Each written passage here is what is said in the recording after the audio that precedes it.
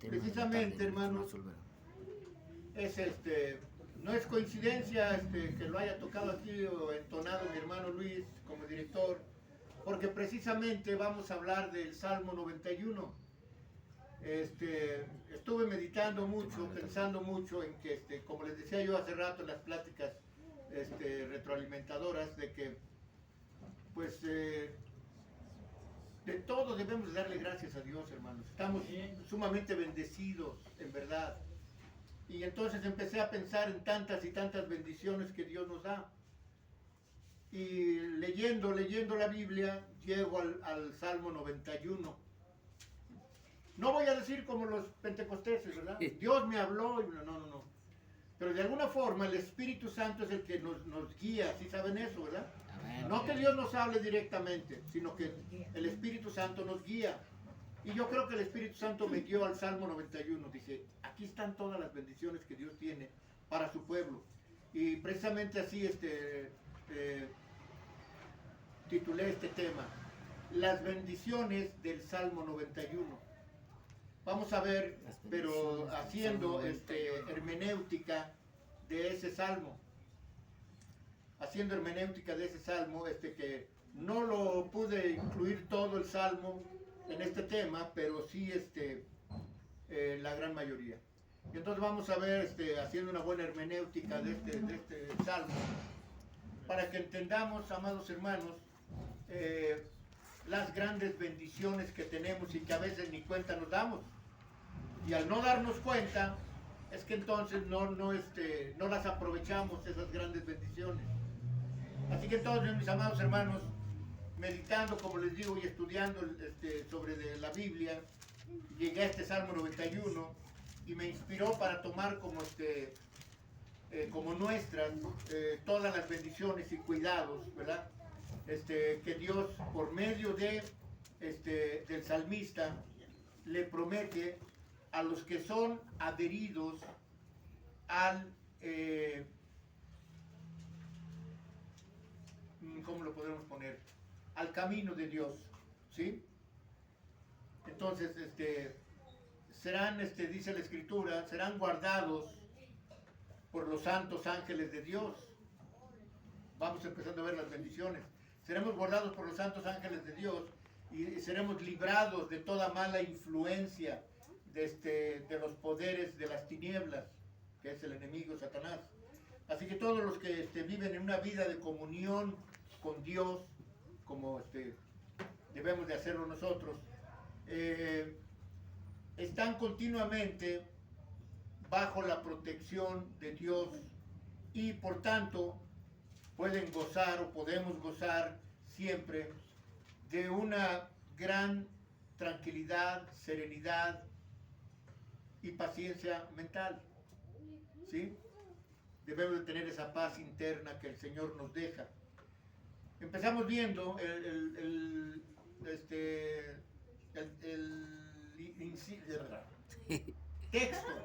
texto número 1, que empezamos desde ahí, Salmo 91:1 dice: el que habita al abrigo, que es lo que acabamos de cantar, del Altísimo morará bajo la sombra del Omnipotente. Así que el verdadero creyente habita al abrigo del Altísimo. ¿Cómo es morar al abrigo del Altísimo, hermanos? ¿Cómo se imaginan que es el morar al abrigo del Altísimo? Vivir abajo del abrigo del Altísimo.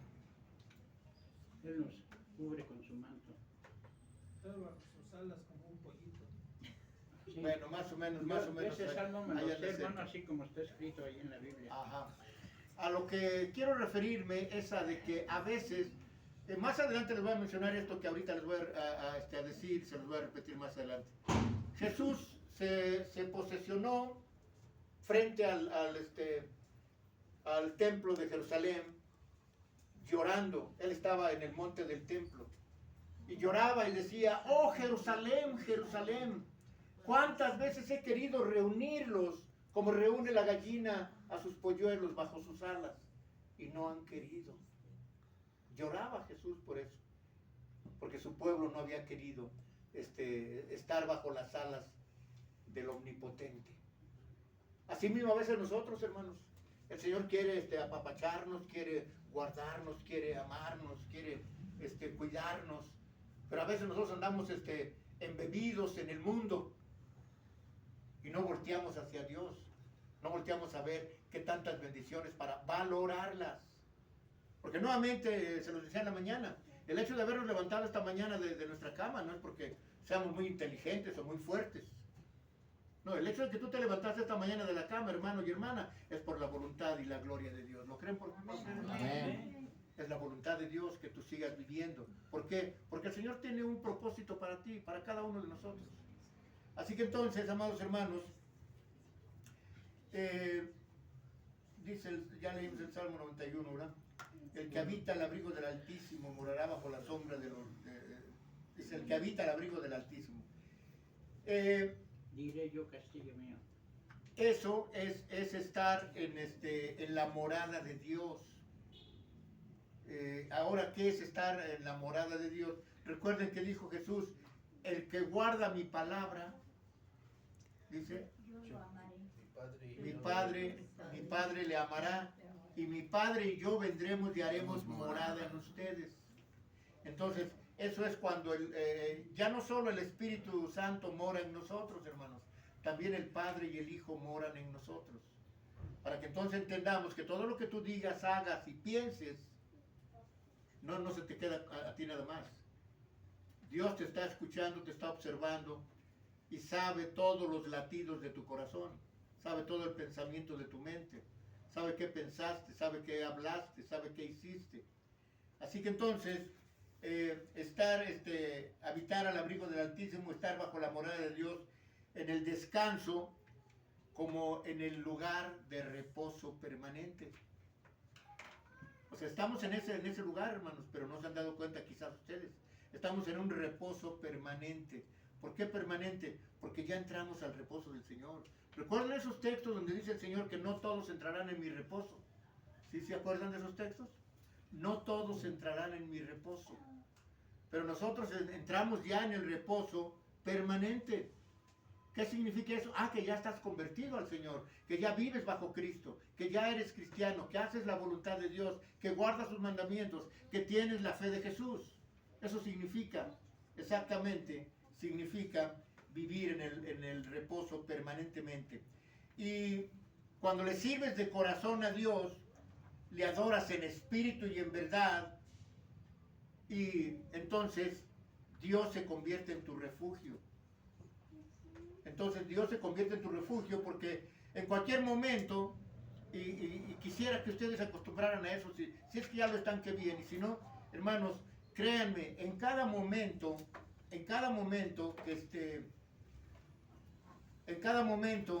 de sus vidas, bueno, al menos en la mía, ya sea para agradecer o para pedir por mí o por alguien más, siempre acudo a Dios. Hay veces que oro ahorita y pasa un rato y me acuerdo de algo y doblo mis rodillas de nuevo. Señor, te pido por el hermano, la hermana, te pido por los enfermos, te pido por los familiares de enfermos, te pido por los que se han apartado de esta congregación, te pido por las familias, te pido por esto y por esto, o te agradezco esto, Señor. Eso es estar en comunión con Dios todo el tiempo, en que tú hables con Dios. Por ejemplo, vemos ejemplos en la Biblia donde Jesús leía el pensamiento de la gente, ¿se acuerdan? Sí. No era necesario que le dijeran cosas a Jesús. Jesús ya sabía lo que había en el corazón de cada uno. Conoce la condición de cada quien. Así es. Como cuando sucedió con esta mujer que abrió el frasco de perfume de nardo y lo derramó en Jesucristo y Judas Iscariote, que era el que traía la alforja de las ofrendas, dijo, qué desperdicio. Lo pensó en su corazón y en su mente. Qué desperdicio, esto se hubiera vendido en tantos denarios para dárselo a los pobres. ¿Qué le dijo Jesús? ¿Por qué maquinas así en tu pensamiento? Dice, a los pobres siempre los tendrán con ustedes, pero a mí no. Lo que esta mujer ha hecho siempre se recordará cada que se lea el Evangelio. Entonces es uno de los muchos ejemplos que hay donde Jesús leía la mente. Y si el Hijo de Dios puede leer la mente, ¿creen que Dios no pueda? Entonces, amados hermanos, lo que tú digas, hagas y pienses, lo sabe Dios. Por eso dice el apóstol Pablo, hermanos, no erréis. Dios no puede ser burlado. No puedes pretender engañar a Dios. Ah, Señor, es que lo hice por esto y esto. Cuando no es cierto. O no, es que yo no fui, dice el dicho vulgar y popular. Yo no fui, fue Tete, pégale, porque él fue. ¿Verdad? Pretendemos engañar a Dios, pero no se debe, porque Dios no puede ser engañado. Así que entonces, tenemos como refugio a Dios. Y tales creyentes le dicen a Dios en el verso 2 del Salmo 91, dice, esperanza mía y castillo mío, mi Dios, ¿En quién confiaré? en Él solo confiaré. Porque esto de que en quien confiaré, si no lo pones bien asentado en tu corazón, queda como una pregunta, ¿en quién confiaré? No, En Él confío. si lo dices, En Él confío. no, dice, solo en Él confío. Esto ya afirma en quién estás confiando. Porque en Él confío, pues puede ser en Él o en Él o en Él. ¿No? Pero si dices solo en Dios confío, ya estás dirigiéndote directamente en quién confías. O solo eso de en quién confiaré, se puede tomar como una pregunta, ¿en quién confiaré? Así como aquellos que dicen, saber qué Dios dice. Mucha gente dice eso, ¿no? A ver qué Dios dice. Y no se dice así, se dice, a ver qué dice Dios, porque solo hay uno. Eso de a ver qué Dios, quiere decir a ver cuál de todos los dioses dice. ¿Sí están entendiendo? Entonces tengan cuidado también porque el engaño de Satanás es muy grande. A veces nos hacen creer cosas de las tradiciones del mundo que lo seguimos manejando, pero va en contra de Dios. ¿Sí me explico? Entonces, dice en el verso 2, esperanza mía, castillo mío, mi Dios, solo en Él confiaré. En nadie más confiaré. Entonces, las idolatrías llamaban a sus ídolos, o los idólatras llamaban a sus ídolos, Mausim, con doble Z, Mausim, que eran, según ellos, fortines inexpugnables. Ellos pensaban que, estando bajo la sombra de esos dioses, nadie los podía tocar. Eso es lo que pensaban ellos. O sea que, como dijo el profeta Daniel, en Daniel 11:39, dice, con un Dios ajeno se hará de las fortalezas más inexpugnables, como decían de sus dioses o de sus ídolos, y colmará de honores a los que le reconozcan y por precio repartirá la tierra. Quise tomar ese texto para hablar de como un Dios lejano, un Dios desde luego con D minúscula. Pero también este texto nos habla de qué sucederá. Ahorita vean ustedes que Dios va a traer juicio a las naciones y va a destruir a las naciones que hayan atentado en contra ¿de qué? Israel. No de su pueblo, no dice así. De En la contra de Jerusalén. que es la santa ciudad, ¿no? Así es, por eso se le llama la Santa Ciudad. ¿Y por qué dice en lugar de decir los que atentaron contra mi pueblo? No, los que atentaron contra Jerusalén. ¿Por qué? Porque hay una promesa de Dios hacia el rey Salomón. Dijo, si tú me construyes un templo, yo pondré mi nombre ahí perpetuamente. O sea, forever and ever, por los siglos de los siglos. Y por eso en ese lugar donde ahora existe el muro de los lamentos, que es el monte del templo, ahí puso Dios su nombre, dice perpetuamente. Así que pase lo que pase, la cúpula de Al-Aqsa, la cúpula de la roca van a tener que ser destruidas porque están situadas exactamente en donde fue construido el primer templo de Salomón. Tiene que barrer eso la historia para que se construya el tercer templo en ese lugar. Porque ahí es donde Dios prometió poner su nombre perpetuamente. ¿Sí? Entonces, estamos entendiendo, dice, con un Dios ajeno se hará de las fortalezas más inexpugnables. ¿De quién estamos hablando aquí? Del anticristo. De las riquezas y las fortalezas más inexpugnables, dice, y colmará de honores, dice, a los que le reconozcan. Recuerden que ahorita acabamos de ver en este punto 6, que no esperemos que nos reconozcan, o que nos aplaudan, o que la fama mundana, no. Pero Él sí va a pedir que lo reconozcan. Y por precio, dice, repartirá la tierra. Ahí tienen, o sea, nadie puede hacer lo que Dios decidió. Dios decidió darle la tierra prometida solo al pueblo hebreo, al pueblo de Israel. Pero aquel que se atreva a repartir su tierra va a tener consecuencias terribles con Dios. ¿Sí? Así que entonces, pero en eso se engañaban a sí mismos, pues solo los que hacen de Jehová su fortaleza estarán a salvo y estarán seguros. ¿Tú has hecho de Jehová Dios tu fortaleza? ¿Has puesto a Dios como tu fortaleza? Entonces, estarán a salvo de todo ataque del maligno, los que hayan puesto a Jehová por su fortaleza. Y por eso podemos decir con confianza, podemos decir con toda confianza lo que dice el Salmo. Mi Dios, en el único que yo voy a confiar. ¿Sí? Del verso 2. Y todo esto por la promesa de Dios. La promesa de Dios en el verso 3. En el verso 3 del Salmo 91 hay una promesa muy hermosa. Dice, Él te librará del lazo del cazador y de la peste destructora. Él prometió que los verdaderos creyentes en Él serían preservados de los peligros inminentes que podrían ser fatales para nosotros. Y no digo que podrían ser fatales porque el mundo pensaría, sí va a ser fatal, entonces se va a morir o lo van a matar. No hablo de esa fatalidad, hermanos. Hablo de la segunda fatalidad. ¿Saben cuál es la segunda fatalidad? La primera es que te pueden matar, como dice Jesús, no temas al que puede matar el cuerpo porque el espíritu no puede. Esa es la primera fatalidad. La segunda muerte. La segunda fatalidad es que puedes perder la entrada al reino, o sea, la vida eterna. Esa es la segunda fatalidad. Pueden ser fatales esos ataques del maligno. Puedes sacarte de la iglesia y puedes perder tu entrada al reino. Nosotros somos preservados, hermanos, de muchísimos peligros. Como les decía hace unos momentos, ¿no? El estar aquí reunidos, quizás Dios nos haya librado de algún peligro en el mundo. ¿Sí? Peligros que nos amenazan muy de cerca. Y que también esos peligros atentan contra la vida espiritual de cada uno de nosotros.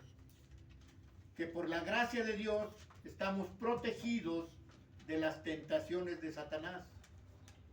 Al estar protegido de las tentaciones de Satanás es que tú has puesto a Jehová por tu morada. Es que tú habitas bajo la sombra del Altísimo. ¿Sí? Por ello estás protegido de las tentaciones de Satanás. Y que Dios mismo, lo dice en el verso 4, ¿Dios mismo qué? A ver, vean en el verso 4. ¿Qué dice en el verso 4? Con sus plumas te cubrirá. Él te protegerá, mi hermano, será tu protector. ¿Sí? Él con sus plumas, como decía Jesús, ¿cuántas veces he querido reunirnos como reúne la gallina a sus polluelos bajo sus alas? Sus mantos. Entonces con sus plumas Él te protegerá. Como ¿Sí? protege la gallina a sus polluelos. Dice, con sus plumas te cubrirá y debajo de sus alas, como la gallina a los polluelos, estarás seguro. Dice, escudo y adarga es su verdad.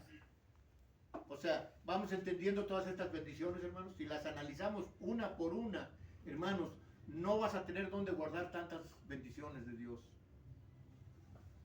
Y que a veces andamos quejándonos de la vida, ¿no? Ay, es que me fue re mal por esto, ya es que tengo un problema, y es que me falta esto, y es que me falta... No, hermanos, tenemos que darle gracias a Dios que estamos vivos por principio de cuentas, que podemos valernos por sí mismos, que podemos tener un techo sobre nuestra cabeza, que podemos tener que comer, que vestir, que calzar. Cada una de esas cosas son para agradecerle a Dios. ¿No lo creen? Entonces, hermanos, tenemos que pensar de esa manera. Dice en Deuteronomio, capítulo 32, verso 11, dice así la palabra de Dios: como el águila que excita su nidal, revolotea sobre sus polluelos y extiende sus alas, los toma y los lleva sobre sus plumas. ¿Deuteronomio qué, pastor? Deuteronomio 32, 11. Gracias. Deuteronomio 32:11 dice que el águila extiende su nidal, revolotea sobre sus polluelos, extiende sus alas y los lleva sobre sus plumas. También lo dice en el Salmo 103. Así es, ¿sí? Entonces vean ustedes que los ejemplos que Dios pone, ¿sí? Para pensar o darnos una idea, porque si no pusieran estos ejemplos en la Biblia, solo que dijera, no, te lleva como las águilas en sus plumas, pues ¿cómo será eso? No sabemos, pero te dan ejemplos aquí, para que podamos entender cómo es que Dios nos trata a nosotros. Pone ejemplos. Jesús siempre puso ejemplos de la naturaleza, de los animalitos, de los corderos, de los pastores y de todo aquello, ¿no? Entonces, sabemos que la gallina, en su instinto maternal, no solo protege a sus polluelos, hermanos, no solamente los mete bajo sus alas, sino que los llama cuando los ve en peligro. Empieza a cacaraquear la gallina, ¿verdad? Y empieza a llamar a sus polluelos. Y en su idioma de las gallinas, vengan y protéjanse bajo mis alas para que no los toque nadie. De esa misma forma Dios nos está cuidando, hermanos. De la misma forma nos está cuidando. Nos acurruca como si fuéramos polluelos bajo sus alas. ¿Por qué? Porque Él nos ama sobremanera. ¿Recuerdan Juan 3:16?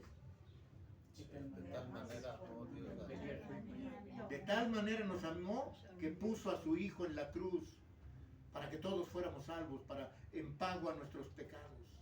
¿Sí? Dios se compara a un ave, mis hermanos, no porque Él se rebaje a ser un ave, no. Se compara con un ave con el sumo cuidado con que protege a los suyos, el ave, o sea, la gallina. El sumo cuidado que tiene esa ave para proteger a sus polluelos. En este caso, nos protege a nosotros, sus hijos, de la misma forma. Dice, yo te pondré en lugares altos, yo te pondré bajo mis alas, yo te cuidaré, yo te guardaré. ¿Sí? Dice, en este caso, a nosotros, sus hijos, plumas y alas extendidas son, las plumas y alas de los animales son en verdad débiles y frágiles. Pero en el verso 4 nos añade, escudo y adarga es su verdad. Entonces, todo lo que Dios diga, hermanos, es una verdad irrefutable. ¿Para qué? Para que la creamos de verdad. Para que por fe. Y también nos habla de la peste destruidora. Sí, que nos también. cubrirá, Ujú. ¿no? Son las enfermedades. Ahorita lo vamos a llevar más adelante. Vamos a hablar de eso también. Sí, tiene razón, mi hermano. Ya que la fidelidad de su promesa es una fortaleza para nosotros. La fidelidad de sus promesas es una fortaleza para nosotros, ¿sí? Dios está dispuesto a proteger a su pueblo, así como la gallina cubre a sus pollitos, los mete bajo sus alas y toda la cosa, ¿verdad? Pero tiene poder para ello, no como una gallina, hermanos, con la debilidad de una gallina. Tiene poder para protegernos, es como un guerrero bien armado, ¿sí? Y que nos guardará de todo mal, no nomás de una parte, de todo mal nos guardará, sino que también nos guarda del temor del mal, no solo del mal, sino del temor del mal. Porque a veces, aún siendo cristianos, un ejemplo muy grande es que Jesús, ¿verdad? Jesús siendo el Hijo de Dios, su naturaleza humana lo hizo tener miedo, ¿verdad? Cuando oró a Dios y le dijo, Señor, si puedes, pasa de mí esta copa. O sea, que no pase yo por todo esto. Pero instantemente dijo, Señor, pero que no sea como yo, sino como tú. También en la cruz dijo, ¿verdad? Lama, lama, sabactani, en arameo, que quiere decir, Señor, Señor, ¿por qué me has abandonado? O Padre mío, ¿por qué me has abandonado? La naturaleza humana de Jesús clamó, por naturaleza. Asimismo nosotros, mis hermanos, el temor o el miedo, el temor a las cosas que no conocemos. La gran mayoría tiene miedo de lo desconocido. A veces Dios, como el ejemplo que les di muy grande de ese alpinista, que en el monte Everest, ¿verdad? Andaba esquiando y cayó en un barranco de hielo. Y traía desde luego cuerdas con que amarrarse y todo. Y ya era tarde, ahí quedó en la noche. Y él, se dice que él oraba al Señor, le pedía, Señor, ayúdame, ayúdame. Y que sentía en su interior que alguien le decía, corta la cuerda, corta la cuerda. No, porque si la corto me mato. Pidió ayuda al Señor, el Señor le decía, corta la cuerda. No la cortó. Lo encontraron 2 días después, muerto, colgado a 1 metro del piso. Pero como era noche no veía a él. Colgado a 1 metro del piso. Y el Señor decía, corta la cuerda. Si hubiera cortado la cuerda, cae ahí y con sus herramientas pudo haber salido, ¿no? No, él quedó colgado ahí, se murió por hipotermia. Así mismo a veces nosotros, hermanos, pedimos a Dios, clamamos a Dios, Señor, ayúdame, por favor, tengo este problema. Y no esperas a ver cómo te va a contestar Dios. Obvio, no te va a hablar como dicen los pentecosteses. Dios me habló y me dijo, no te va a hablar de esa manera. ¿Cómo es que nos habla Dios, hermanos? Cada que leemos la Biblia. Por medio de su... Me parece que es en Hebreos, o en donde dice, en la antigüedad Dios les habló a nuestros antepasados de muchas Hebreos maneras por medio de los 1 y profetas. 2. ¿Eh? Hebreos 1 y 2. 1 y 2, sí. Pero en los últimos tiempos, dice, Dios nos habla por medio de su Hijo Jesucristo. ¿Y dónde está su Hijo Jesucristo? Está en el Nuevo Testamento. Entonces quiere decir que si tú pides a Dios algo, tienes que escudriñar las Escrituras porque en ellas te parece que está la vida eterna. Y entonces, cuando menos sientas, llegas a un, como les digo del Salmo 91, ¿cómo llegué aquí? Estudiando la Biblia, leyendo la Biblia y de repente llego al Salmo 91. El Espíritu Santo me guió ahí y empecé a ver, dije, qué grandes bendiciones tiene Dios para sus hijos. Qué grandes bendiciones. Y entonces de esa manera, no es que Dios nos hable literalmente como les estoy hablando a ustedes, no. Dios nos habla por medio de su palabra. ¿Y cuál es el otro medio? Por medio del Espíritu Relación. Santo. El Espíritu Santo, hermanos, porque el Espíritu Santo nos da el sentir, como el pensar, como el hablar. ¿Sí? Ese es otro medio que el Señor usa para hablarnos. Pero no que nos hable directamente. Bueno, solamente a los que creo yo que le habló fue a varios profetas y a Moisés. A Moisés, sí. ¿Sí? Elías. También a varios profetas.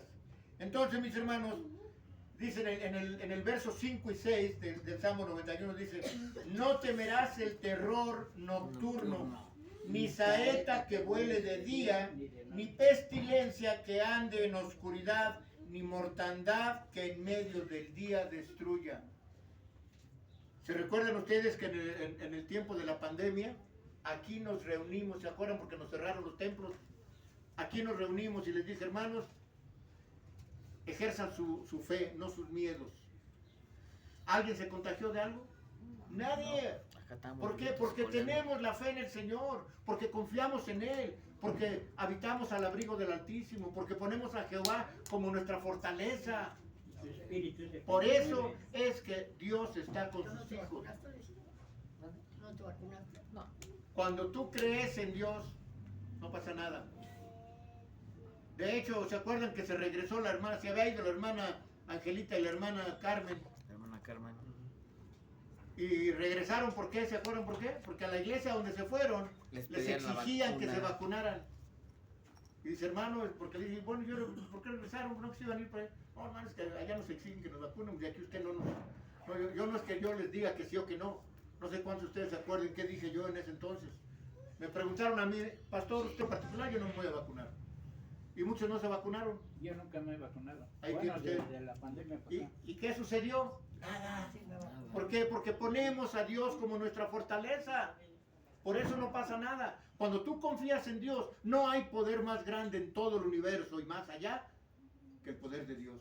Amén. Por eso es el Todopoderoso. Así que, hermanos, dice aquí ni pestilencia que ande en oscuridad, ni mortandad que en medio del día destruya. Así que con su gracia, Dios nos guarda del temor y de la desconfianza. Dios nos guarda de todo eso. que esta desconfianza conlleva castigo. Cuando desconfías de la palabra de Dios o no crees en la palabra de Dios, eso trae castigo. Porque recuerden, hay bendición para la obediencia y ¿qué más? Maldición para la desobediencia. Ahí tiene. Ahora dice en la primera epístola de Juan, primera carta de Juan, capítulo 4, verso 18, dice de esta manera la palabra de Dios. En el amor no hay temor. Si tú verdaderamente amas a Dios, como Él te ama a ti, dice, de tal manera amó Dios al mundo. Que Dios hijo. En el amor no hay temor, sino que el perfecto amor, ¿cuál es el perfecto amor, hermanos? El amor de El Dios. shalom. Ese es el perfecto amor. La paz. El shalom. Eso quiere decir shalom, paz. Ujú. No es el shalom, perdón. Es el, ay Dios, se me fue de la... El ágape, exactamente. El amor ágape. Ese es el verdadero amor de Dios hacia la humanidad. Me equivoqué, no es el shalom. El shalom es la Es paz. paz, es la Sí. paz. Entonces, el amor ágape, ese es el perfecto amor, dice, echa fuera el temor, porque el temor lleva consigo castigo, de donde el que teme no ha sido perfeccionado en el amor, o sea, en el amor de Dios. El que tiene miedo no ha confiado en Dios. El que tiene miedo no ha confiado en Dios. Pero obvio también, no porque no tengas miedo vas a tentar a Dios. Recuerden cuando le dijo el diablo a Jesús, lo subió hasta el pináculo del templo y le dijo, aviéntate de aquí al cabo, escrito está que los ángeles vendrán y te sostendrán para que tu pie no tropiece en piedra, porque escrito está. Aléjate de aquí, Satanás. Dice, no tentarás al Señor tu Dios, no tentarás al Señor tu Dios. ¿Nos sabemos protegidos? Sí, porque Dios lo dice. Pero no vas a tentar a Dios andando por ahí diciendo, no, a mí no me pasa nada, yo soy hijo de Dios y no me pasa. No, cuidado. Eso es tentar a Dios. O aquellos que no están en la iglesia y que no están con Dios y andan diciendo, si Dios conmigo, ¿quién contra mí? No, no puedes decir eso si no estás con Dios.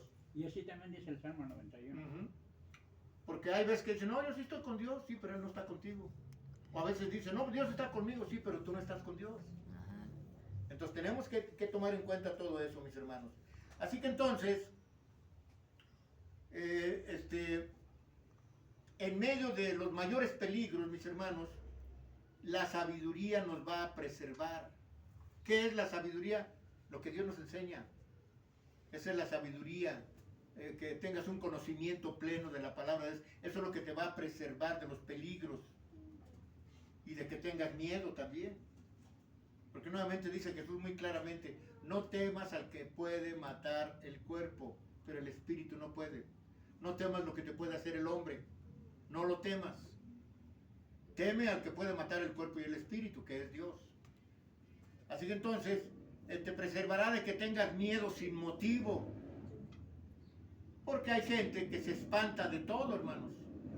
Porque no ha puesto su confianza en Dios. Porque no ha puesto a Dios como su fortaleza. ¿Sí? La falta de fe te preservará.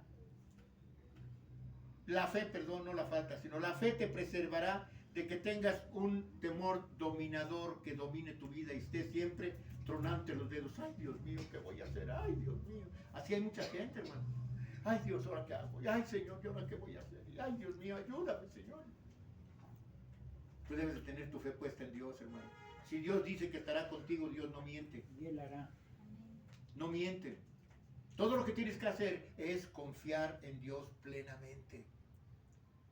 Así que entonces,